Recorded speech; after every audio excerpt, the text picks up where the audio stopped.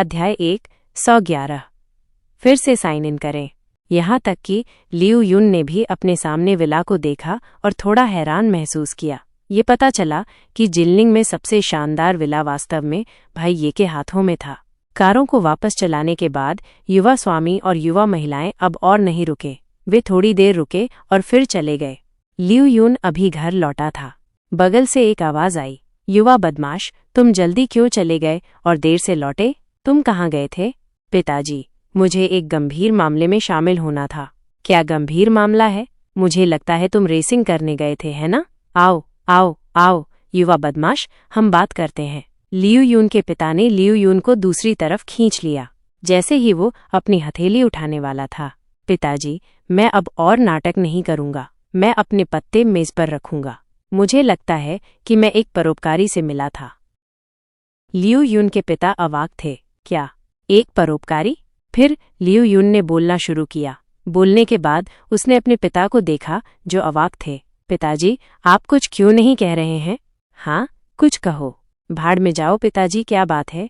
Liu युन ने अपने पिता को 2 बार हिलाया, इससे पहले कि उसके पिता ने उसे थप्पड़ मार दिया। मैं ठीक हूँ, मैं बस अकेला रहना चाहता हूँ। लियू युन अवाक था। वो क्या कह रहा था? इस बीच ये जुआन भी विला नंबर 2 की ओर जा रहा था और घर जाने वाला था जब उसने प्रवेश द्वार पर एक पगानी हुआयरा खड़ी देखी। ये 20 मिलियन युआन से अधिक की कार थी। जब उसने लाइसेंस प्लेट देखी तो ये जुआन का चेहरा थोड़ा काला पड़ गया। लाइसेंस प्लेट की शुरुआत बड़े अक्षर ए से हुई थी। एक नज़र में ये तियानजिंग का कोई व्यक्ति था। ये तियानजिंग में मुख्य ये परिवार का कोई व्यक्ति होना चाहिए। ये परिवार को एक विशाल परिवार माना जा सकता है। मुख्य ये परिवार तियानजिंग में था। तियानजिंग में उन्हें उच्च मध्यम वर्ग के परिवार के रूप में माना जा सकता है। उनका प्रभाव कम नहीं था। आखिरकार वे सम्राट के अधीन थे। इस बीच ये जुआन की रक्तरेखा को ये परिवार की एक संपार्श्विक शाखा माना जाता था।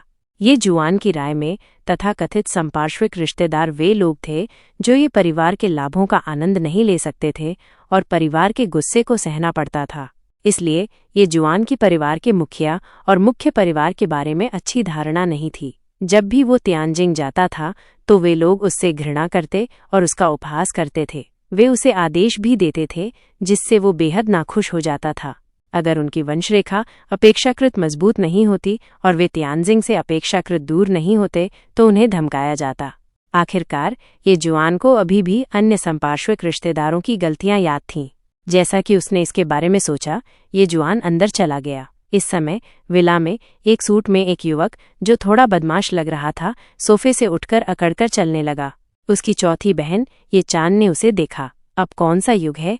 क्या तुम अभी भी सोचते हो कि शादी तुम्हारे माता पिता द्वारा तय की जाती है? हे, इसे मुश्किल तरीके से मत करो।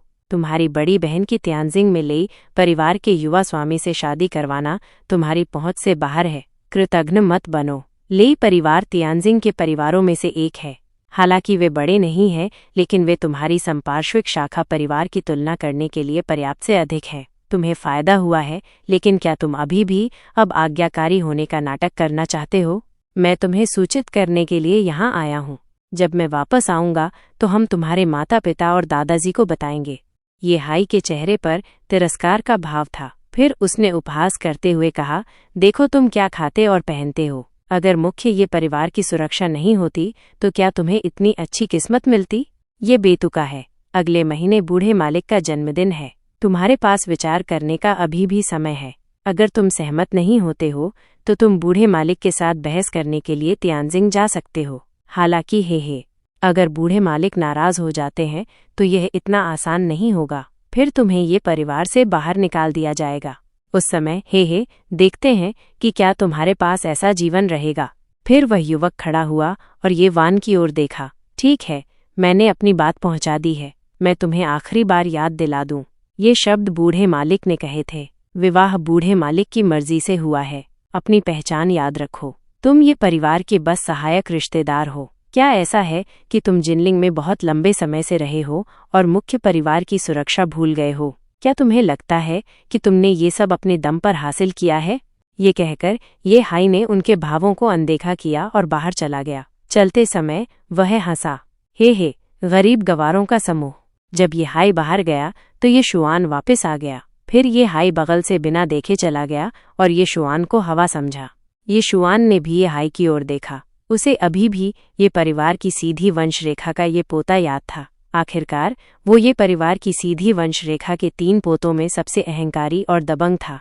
अंदर आने के बाद ये शुआन ने अपनी बहनों को अपने सामने देखा। क्या बात है? ये वान ने ये चान की ओर देखा। चान चान, हमारे छोटे भाई को ऊपर ले चलो। ठीक है बड़ी बहन। फिर ये चान ये शुआन को ऊपर ले गई। ये शुआन अवाक था। क्या हुआ? क्या कोई और बात थी जो वे उसे नहीं बता सकते थे? जब वे उसकी चौथी बहन के कमरे में पहुंचे तो ये शुआन ने अपनी चौथी बहन को अपने सामने देखा। चौथी बहन, क्या बात है? जब ये हाय अभी हमारे यहाँ आया था तो कुछ अच्छा नहीं हुआ है ना? ये चान ने भी आह भरी और कुछ नहीं बोली। ये शुआन ने कुछ और सवाल पूछे इससे पहले कि ये चान ने कहा, मुझे तुम्हें इसके बारे में नहीं बताना चाहिए। मुख्य परिवार बड़ी बहन और तियानजिंग के लिए परिवार का उपयोग करना चाहता था। ये शुआन बिस्तर पर बैठ गया और अपनी चौथी बहन की बातें सुनी। फिर वो गुस्से से भर गया।